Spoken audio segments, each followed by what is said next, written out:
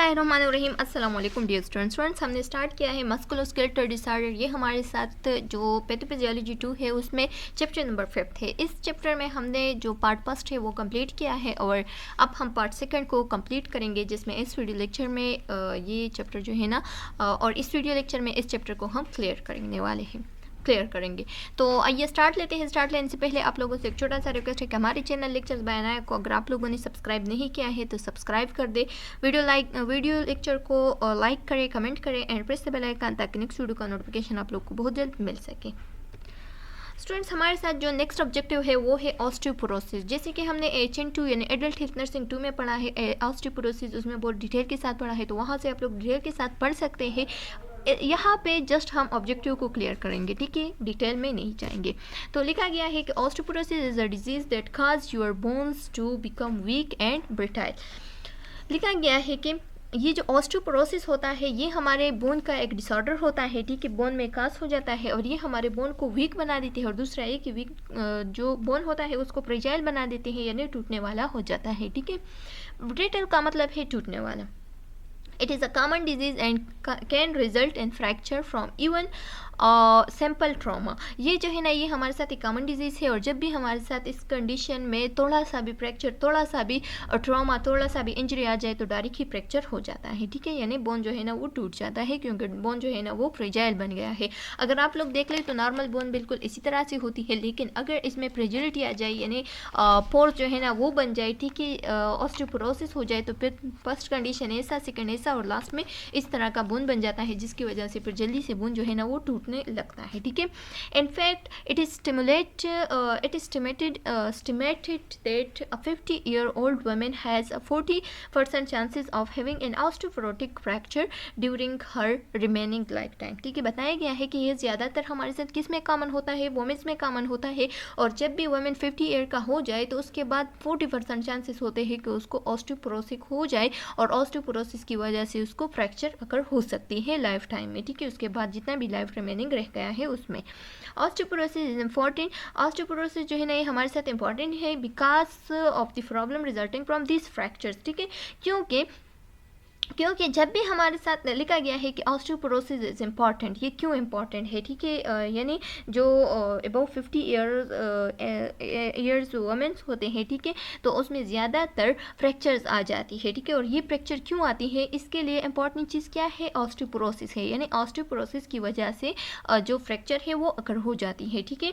And disability to loss of independence and even death, ठीक है, और इसकी वजह से फिर हमारे साथ डिसेबिलिटी भी कम्प्लीटली हो सकती है, इवन डेथ भी अकर हो सकती है। Osteoporosis is silent because there is no symptoms, ठीक है। ऑस्टियोपोरोसिस जो है ना ये हमारे साथ एक साइलेंट कंडीशन होता है, बंदे को कुछ भी फीलिंग्स सिम्टम्स नहीं आते, ठीक है, तो इस वजह से ये हमारे साथ साइलेंट कंडीशन होता है, ठीक है।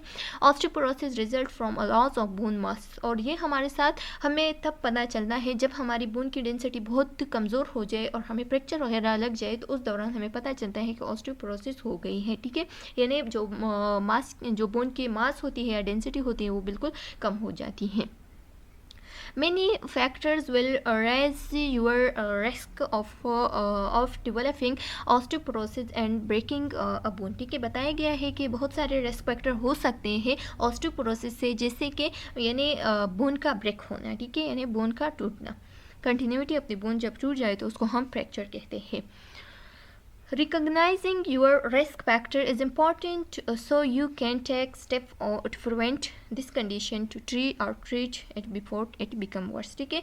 और ये जो फ्रैक्चर है, जो फ्रैक्चर होता है ये जो है ना, या ये जो रिस्क फैक्टर्स होते हैं ये आप लोगों को याद दिलाना ज़रूरी होता है। और क्यों याद दिलाना ज़रूरी होता है, क्योंकि जब भी हमारे साथ वुमेन जो है ना वो 50 ईयर तक हो जाए तो उसको इस कंडीशन को ट्रीट करना चाहिए अगर उसको थोड़ी सी भी चांसेस है, ठीक है, बल्कि उसको 40% चांसेस है कि उसे ऑस्टियोपोरोसिस हो जाए, तो वुमेन को चाहिए कि आफ्टर 50 ईयर एज जो है ना उसको विटामिन डी सप्लीमेंट या कैल्शियम सप्लीमेंट जो है ना वो ज़रूर लेना चाहिए, क्योंकि ये कंडीशन जो है ना सीवियर भी हो सकता है, जिसकी वजह से डेथ भी अकर हो सकती है एंड फ्रैक्चर जो है ना वो भी सीवियर हो सकती है। अब बात करेंगे पैथोफिजियोलॉजी की, तो किस तरह से ऑस्टियोपोरोसिस हो जाती है। ये हमारे साथ तब होती हैं जब हमारे साथ फ्रैक्चर हो जाए या बोन की रिमॉडलिंग हो रही हो, तो उस दौरान क्या होता है, ये जो बोन होता है ये क्या हो जाता है, ये उसमें पोर्स आ जाते हैं, ठीक है। और इसमें पोर्स जब आ जाते हैं तो उस कंडीशन को फिर हम कहते हैं कि ऑस्टियोपोरोसिस हो गई है। In normal adult the activity of osteoclast की एक्टिविटी यानी जो बोन एब्जॉर्प्शन रिब्जॉर्प्शन करते हैं, तो उसको हम क्या कहते हैं, बोन रिजॉर्प्शन को हम ऑस्टियोक्लास्ट कहते हैं, जबकि बोन फॉर्मेशन को हम ऑस्टियोब्लास्ट सेल्स कहते हैं, ठीक है। तो ये जो ऑस्टियोब्लास्ट एंड ऑस्टियोक्लास्ट है इसकी बैलेंस होती है। अगर इसकी बैलेंस खराब हो जाए तो उसकी वजह से फिर हमारे साथ बोन रिमॉडलिंग जो है ना वो सही से नहीं होती, जिसकी वजह से बोन की डेंसिटी कम हो जाती है, और जिसकी वजह से फिर हमारे साथ जब रिमॉडलिंग खराब हो जाए तो उस कंडीशन में ऑस्टियोपोरोसिस यानी फ्रैक्चर की चांसेस ज़्यादा हो सकती है बोन में।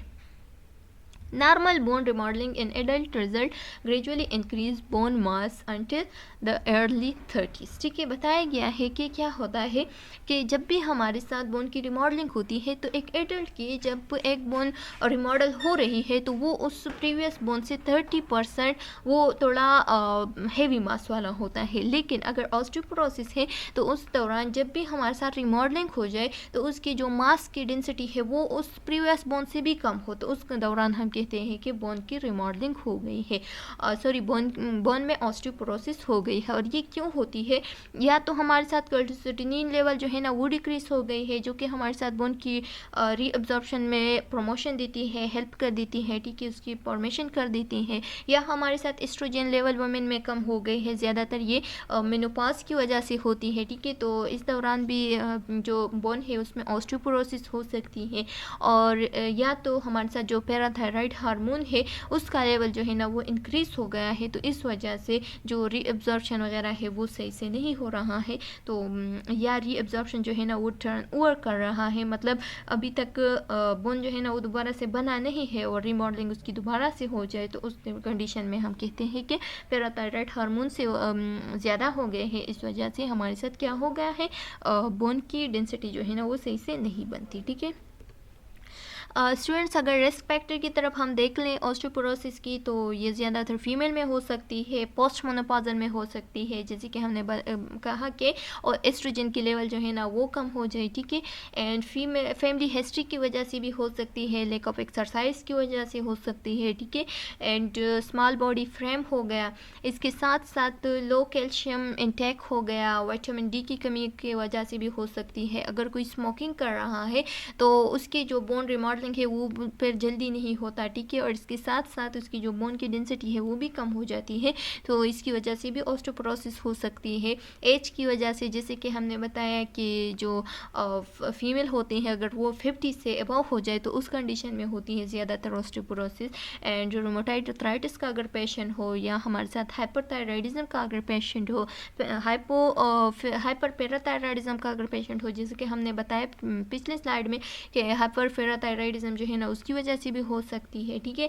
एंड इसके साथ साथ अगर हाइपोगोनेडिज्म हो, ठीक है, यानी जो गोनेड से जो सिक्रीशन होती है वो अगर कम हो जाए, या इसके साथ साथ अगर कोई मेडिकेशन ले रहा है जैसे कि कॉर्टिसोल्स हो गए, ठीक है, कॉर्टिकोस्टेरॉइड्स हो गए, प्रेडनिसोलोन हो गए, प्रेडनिसोन हो गए, एक्सेसिव थायराइड हार्मोन जिसकी वजह से क्या हो जाते हैं, इंक्रीज हो जाते हैं, ठीक है। और जब हमारे साथ थायराइड हार्मोन इंक्रीज हो जाए ज़्यादा तो हाइपरथायराइडिज्म होती है, जिसकी वजह से जो बोन की डेंसिटी है वो कम हो सकती है, ठीक है। और उसकी रीअब्जॉर्प्शन में भी बहुत सारा इफेक्ट पड़ सकता है, तो इस वजह से ये सारे मेडिकेशन जो है ना वो इफेक्ट डाल सकती है ऑस्टियोपोरोसिस पे।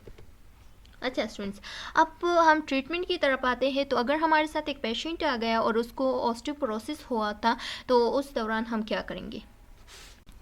तो जब भी हम ऑस्टियोपोरोसिस के पेशेंट का ट्रीटमेंट करते हैं तो एक तो ये कि कैल्शियम सप्लीमेंट प्रोवाइड करेंगे, ठीक है, उससे कहेंगे कि कैल्शियम की नीड है, ठीक है, कैल्शियम सप्लीमेंट ज़रूर लेने हैं।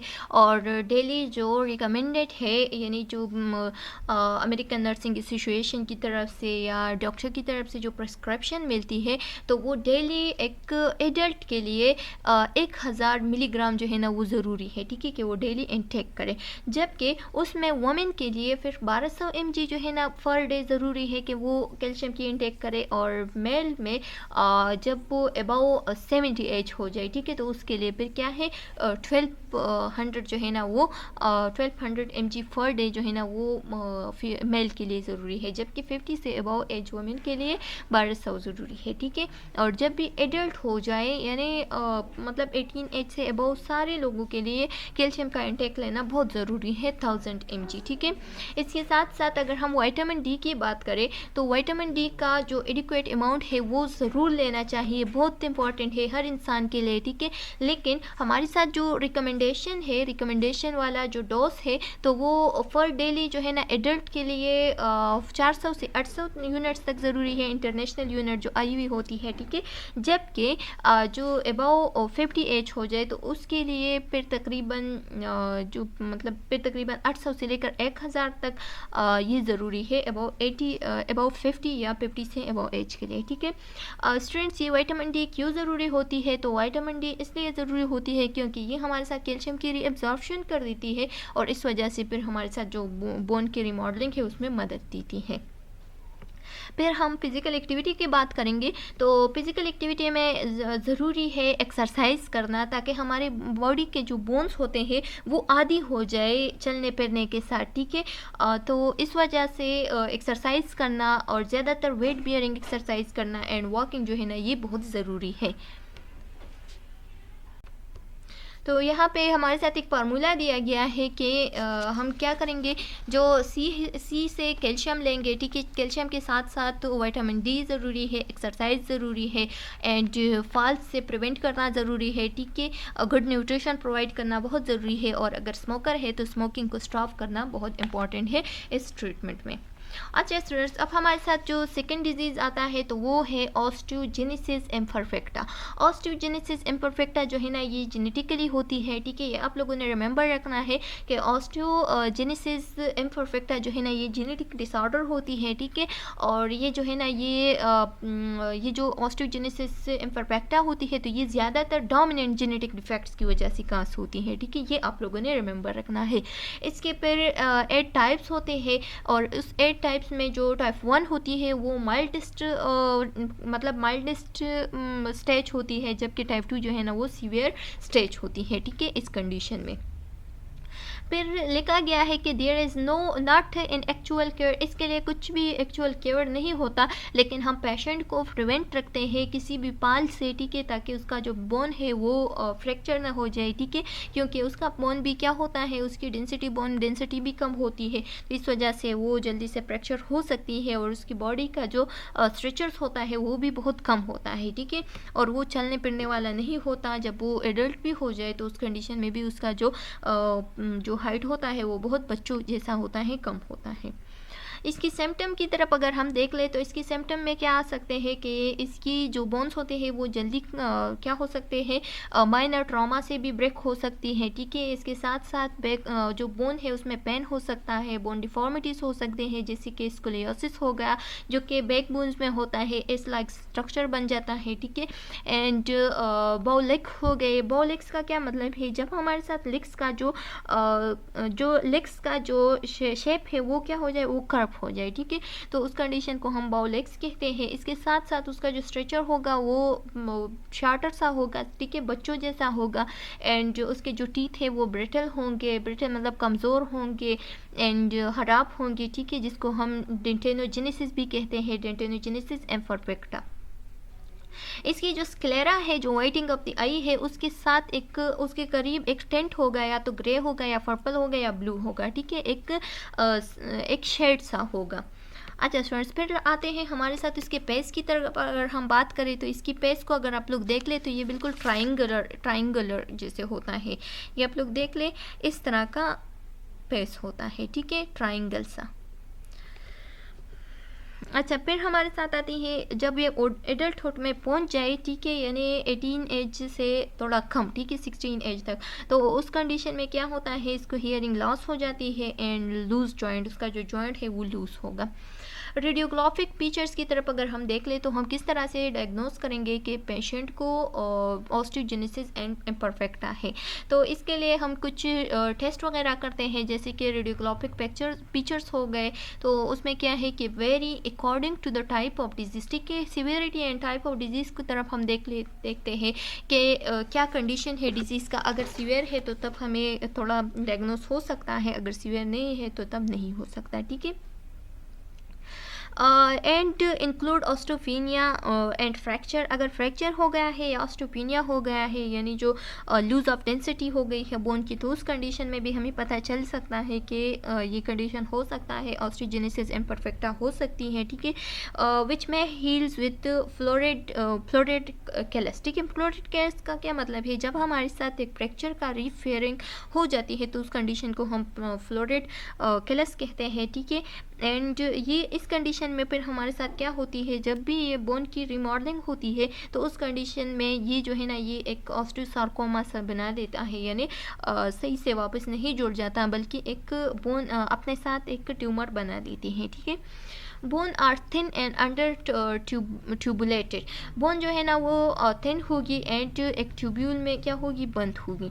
नॉर्मल इन लेंथ और शॉर्टन, ठीक है। इसका जो लेंथ होगा वो नॉर्मल होगा, अगर नॉर्मल नहीं है तो फिर शॉर्टन होगा, ठीक है।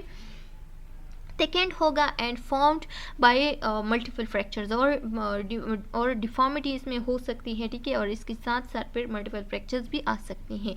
Diagnostic features include cranial enlargement, इसमें क्रैनियल नर्व जो है ना वो एनलार्ज होगी, ठीक है। एंड शॉर्टनिंग ऑफ लिम्ब्स, जो लिम्ब्स होगी वो शॉर्ट होगी, ठीक है। इसके साथ साथ इंट्रायूटेराइन फ्रैक्चर इसमें हो सकती है, क्योंकि इसका लिम्ब्स जो है ना वो क्या है, वो शॉर्टनिंग है।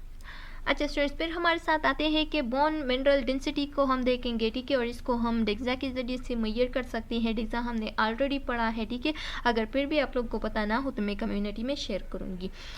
Is low in children and adult with osteogenesis imperfecta regardless of severity, ठीक है। और ये क्या हो सकती है कि इज़ लो इन चिल्ड्रन, ये चिल्ड्रन में कम होती है, लेकिन जब एडल्ट हो जाए तो उसमें जब भी फ्रैक्चर हो जाए और उसके बाद जब दोबारा से बोन की रिमॉडलिंग हो रही हो तो उस कंडीशन में ज़्यादा हो सकती है, ठीक है। ये सीवियर हो सकता है।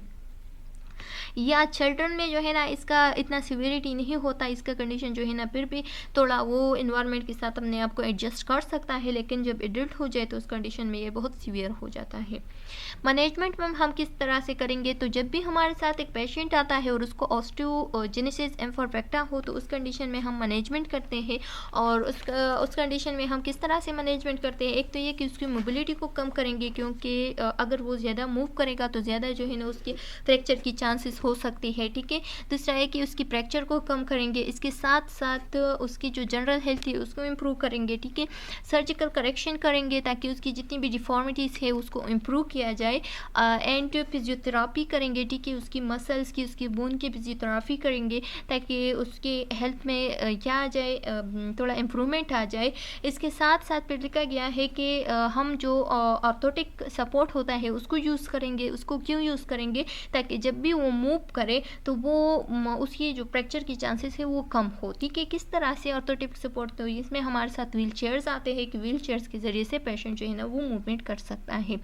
फार्माकोलॉजिकल थेरापी जो है ना उसको हम जस्ट पेन किलर्स वगैरह दे सकते हैं, ठीक है। एंड बिस्पोनेट्स दे सकते हैं, इसके साथ साथ ट्राइफ्लोराइड्स दे सकते हैं, ठीक है। एंड इसकी जो करंटली मेडिकल ट्रीटमेंट है तो वो हमारे साथ क्या हो सकती है कि इसकी बोन की मास को इंक्रीज़ करना, ठीक है। विटामिन डी प्रिस्क्राइब करना, विटामिन सी, कैल्शियम वगैरह देना, ठीक है। एंड स्ट्रेंथ ऑर्गेनिक पॉपुलरिटी, ठीक है। और इसके साथ साथ जो लास्ट पॉइंट है वो हमारे साथ है कि जेनेटिक काउंसलिंग, उसकी जेनेटिक काउंसलिंग करेंगे। अगर ये जेनेटिकली है तो इस कंडीशन में हम क्या करेंगे, अगर इसको ठीक किया तो इसके बाद जितनी भी जनरेशन आ जाए तो वो उसमें ये चांसेस जो है ना कम हो, ठीक है। तो ऐसा ट्रीटमेंट करेंगे। एकॉन्ड्रोप्लेजिया को अगर हम देख लें तो एकॉन्ड्रोप्लेजिया एक ऐसा कंडीशन होता है जिसमें हमारे साथ ये जो लिग्स होते हैं या ये जो आर्म्स होते हैं हैं वो जो है ना वो शॉर्टन बन जाते हैं, ठीक है। तो इस कंडीशन को फिर हम कहते हैं कि एक कॉन्ड्रोप्लेजिया हो गए हैं और उस दौरान जो हेड होगा वो बड़ा होगा। अगर आप लोग इन दोनों बच्चों को देख ले तो ये दोनों ट्विंस है, जबकि एक जो है ना वो बिल्कुल नॉर्मल है, लेकिन अगर दूसरे को आप लोग देख ले तो इसके जो लिम्स है वो बिल्कुल शार्ट है, ठीक है। इसके साथ साथ इसके जो आर्म्स एंड लेग्स है वो बहुत शार्ट है, ठीक है, और इसका हेड जो है ना वो बड़ा है। ये एबनॉर्मल है जबकि ये नॉर्मल है। Intrinsic abnormality is in the growth and or remodeling of the cartilage and bones, ठीक है। इसमें abnormality भी आ सकती है जब भी हमारे साथ remodeling of the cartilage या bone हो रहा हो, तो उस दौरान भी इसकी जो remodeling है वो ख़राब हो सकती है। 80% new mutation and sporadic mutation related to increased paternal age. Paternal age का क्या मतलब है, यानी जब ये पदर के एज में पहुंच जाए तो पदर एज में क्या हो सकती है, इसकी चांसेस जो है ना वो इंक्रीज हो सकती है, इसमें न्यू म्यूटेशन आ सकती है। अगर सिम्टम की तरफ हम देख ले तो इसकी क्या इफ़ेक्ट हो सकती है बॉडी पे, तो एक तो ये कि जब भी हमारे साथ एक पेशेंट होगा और उसको एकॉन्ड्रोप्लेजिया हो तो उस दौरान उसकी साइन एंड सिम्टम क्या होगी कि उसकी जो आर्म्स है वो शार्ट होगी, ठीक है। उसके साथ साथ उसकी जो लेग्स है वो भी शार्ट होगी, बॉडी जो है ना वो शॉर्ट होगी, ठीक है, एंड फिंगर शॉर्ट होगी, टॉय शॉर्ट होगी। उसका हेड जो है ना वो प्रोमिनेंट होगा एंड इनलार्ज होगा, फोरहेड भी प्रोमिनेंट होगा, ठीक है, एंड स्मॉल मिड फेस होगा, उसका फेस जो है ना वो स्मॉल सा होगा जो मिड फेस है, ठीक है। एंड इसके साथ साथ उसका जो नज़ल ब्रश है वो बिल्कुल फ्लैट होगा, ठीक है। एंड बैक पेन होगी, यानी स्पाइनल कार्ड में पेन हो सकती है, शॉर्ट स्ट्रेचर्स होगी, एंड बैक साइड पे एक हंक सा निकल हुआ होगा जिसको हम बैक हंक भी कहते हैं, ठीक है। स्नोरिंग होगा, इसके साथ साथ delay motor milestone and normal cognitive function होगी। ये सब हमने ऑलरेडी डिस्कस किया है ड्वार्फिज्म चैप्टर में, वहाँ से आप लोग देख सकते हैं अगर किसी चीज़ का भी समझना आ जाए, ठीक है। अच्छा स्टूडेंट्स, अब हम बात करेंगे ट्रीटमेंट की। तो इसकी ट्रीटमेंट क्या हो सकती है, तो इसकी ट्रीटमेंट जो है ना, अगर हमारे साथ सोमेटोट्रोपिन अवेलेबल है तो सोमेटोट्रोपिन देंगे, क्योंकि ये हमारे साथ जो स्ट्रेचर है उसको क्या कर सकती है, लार्ज कर सकती है, ठीक है, उसके लिए ट्रीटमेंट कर सकते हैं। दूसरा ये कि ये ज़्यादातर यंग एज में देंगे। यंग एज में क्यों देंगे, क्योंकि वहाँ पे बेनिफिट हो सकती है इसकी, क्योंकि यंग एज में जो म्यूटेशन है वो ज़्यादा जो हाइट है वो ज़्यादा लार्ज हो सकती है, ठीक है। Most of the orthopaedic problem, इसमें जो जितनी भी ऑर्थोपेडिक प्रॉब्लम है तो उसमें ज़्यादातर जब भी एकॉन्ड्रोप्लेजिया का पेशेंट आएगा तो उसको स्पाइन प्रॉब्लम ज़्यादा हो सकती है, क्रेनियो सर्विकल प्रॉब्लम हो सकती है, यानी नेक स्कल की डिफॉर्मिटीज, ठीक है। इसके साथ साथ थोरैकोलम्बर काइफोसिस हो सकती है, जो बैक बोन होगा उसका जो शेप है वो बिल्कुल के जैसा बनेगा, ठीक है। एंड स्पाइनल स्टेनोसिस हो सकती है, यानी जो स्पेस बिटवीन बैकबोन होता है वो स्मॉल हो जाए, ठीक है। तो उस दौरान हमारे साथ ये कंडीशन अकर होती है। इसके साथ साथ एंगुलर डिफॉर्मिटीज़, यानी उसका ग्रोथ ना होना, ठीक है, लोअर एक्सट्रीमिटीज़ में ये हो सकती है। ये ज़्यादातर ये एबनॉर्मेलिटी आती है ऑर्थोपेडिक प्रॉब्लम्स में, ठीक है। न्यू बॉर्न में क्या प्रॉब्लम होती है, तो न्यू बॉर्न में ज़्यादातर जो बच्चे होते हैं या न्यू बॉर्न होते हैं तो उसका हेड जो है ना वो बड़ा होता है और उसका जो नेक मसल्स होते हैं वो स्मॉल होते हैं। तो इस वजह से उसकी जब भी किसी भी पोजीशन पे उसको लेटा दे तो उस दौरान उसकी सांस जो है ना वो बंद हो सकती है, तो उसको हम क्या करेंगे, सही पोजीशन पे रखेंगे। और एडल्ट में क्या होगी, एडल्ट में हम एक सर्जरी करते हैं, ऑर्थोपेडिक सर्जरी, ताकि उसकी जो लिम्स है वो दोबारा से प्रोलॉन्ग हो जाए। स्टूडेंट्स, अब हमारे साथ नेक्स्ट जो डिफॉर्मिटी आती है उसको हम डचिंग मस्कुलर डिस्ट्रॉफी कहते हैं। और डचिंग मस्कुलर डिस्ट्रॉफी जो है ना ये मसल्स की डिस्ट्रॉफी होती है, ठीक है, मसल्स की डिजीज़ होती है और ये इनहेरिटेड होती है, यानी विरासत में बच्चों को मिलती है। ये एक्सलेंट रिसेसिव होती है, ठीक है। एक्सलेंट रिसेसिव ये हमने जो हमारे साथ पैथोफिजियोलॉजी है उसके सेकंड चैप्टर में हमने पढ़ा है, वहाँ से आप लोग देख सकते हैं, ठीक है। एंड इसके साथ साथ ये हमारे साथ बॉयज़ में होगा और 3600 बॉयज़ में एक बॉय जो है ना वो इस तरह का हो सकता है, ठीक है। ये म्यूटेशन जो है ना एक जीन की वजह से काज होती है जिसको हम डिस्ट्रोफिन जीन कहते हैं, और ये डिस्ट्रोफिन जीन की वजह से फिर हमने जो डचन सिंड्रोम है इसको नाम दिया है, जिसको हम कहते हैं डिस्ट्रेनोपैथी, ठीक है, डिस्ट्रेनोपैथी। ये आप लोगों ने डिस्ट्रोफिनोपैथी, ठीक है, ये आप लोगों ने रिमेंबर रखना है। डचिंग मस्कुलर डिस्ट्रॉफी जिसको हम DMD भी कहते हैं, इसमें आप लोगों ने फिर कंफ्यूज नहीं होना है MCQs में, ठीक है। और ये हमारे साथ एक क्रोमोसोम होता है XP21.2, ये वहाँ पे एक जीन प्रेजेंट होता है डिस्ट्रोफिन जीन, जहाँ पे म्यूटेशन आ जाती है तो इस वजह से ये कंडीशन हो जाती है, ठीक है। स्टूडेंट्स, ये फीमेल में नहीं होती, मेल में होगी। और दूसरा है कि जो फीमेल मदर होती है उसकी वजह से ये काज हो सकती है, ठीक है, जबकि वो उसमें खुद नहीं होगी लेकिन वो कैरियर बन सकती है। Around 72% of patient partial gene duplication, ठीक है, पार्शियल जीन डुप्लीकेशन ज़्यादातर 72% पेशेंट्स में होती है, ठीक है, and 6 to 10% of patient find mutation in the coding of sequence and splicing, जो जेनेटिक साइट होती है उसको स्प्लाइसिंग साइड भी कहती हैं। पैथोजेनेसिस को अगर हम देख लें तो इसकी पैथोजेनेसिस क्या होगी, clinical onset of muscular weakness हो सकती है, ठीक है, इसके साथ साथ जो 2 to 3 ईयर का बच्चा होता है उसमें ज़्यादातर ये मस्कुलर इश्यूज होगी, ठीक है, मस्कुलर वीकनेस होगी। हिस्टोलॉजिकल एंड लेबॉर्ट्री एविडेंस को अगर हम देख लें तो उसमें मायोपैथी होगी, ठीक है, यानी मसल्स की डिसऑर्डर, मसल की डिफॉर्मिटीज़ होगी बच्चे में जब भी वो बर्थ से, and proximal before distal lamp muscles, उसकी जो डिस्टल लैम्प मसल्स होगी वो क्या होगी, प्रॉक्सिमल बिफोर प्रॉक्सिमल जो है ना उसकी जो लैम्प मसल है वो डिस्टल होगी। लोअर बिफोर अपर एक्सट्रीमिटी, उसका जो अपर एक्सट्रीमिटीज़ होगी वो क्या होगी, लोअर होगी, ठीक है, पहले से। एंड इसके साथ साथ लिखा गया है कि रनिंग, जंपिंग एंड वॉकिंग में उसको डिफ़िकल्टी होगी। वेडलिंग गेट होगा। वेटलिंग गेट का क्या मतलब है, उसका चलना फिरना जो है ना वो सही नहीं होगा, ठीक है, वो चलने फिरने का लायक नहीं होगा क्योंकि उसका जो हिप है, जो अफताई है, जो मसल है, उसकी वीकनेस की वजह से ये होगी, ठीक है। एंड इसके साथ साथ पेशेंट और यूजुअली व्हील चेयर पे वो चले जाएगा जब भी वो 12 एज का हो जाए, ठीक है, 12 एज तक वो चल सकता है अपने पाँव पे, लेकिन उसके बाद फिर नहीं चल, क्योंकि वो फिर बिल्कुल इस तरह का बन जाता है। स्टूडेंट्स आप लोग देख सकते हैं, तो इस लिम्स के साथ वो फिर चलना फिरना नहीं कर सकेगा। अदर कॉम्प्लिकेशन क्या हो सकती है, तो अदर कॉम्प्लिकेशन में हमारे साथ कार्डिक कॉम्प्लिकेशंस हो सकती है, रिस्पायरेटरी कॉम्प्लिकेशन हो सकती है, एंड इंटेलेक्चुअल डिसेबिलिटीज़ हो सकती है, ठीक है, ये आप लोग खुद पढ़ ले। अगर फिर भी यहाँ पे कोई कन्फ्यूज़न हो तो फिर आप लोग कमेंट सेक्शन में बता दिए, इसमें इतना कुछ नहीं है खास, ठीक है। फिर हमारे साथ अदर कॉम्प्लिकेशन में ऑर्थोपेडिक कॉम्प्लिकेशन हो सकती है, जो कि हमने बताया कि ज़्यादातर स्पाइन में होती है, ठीक है।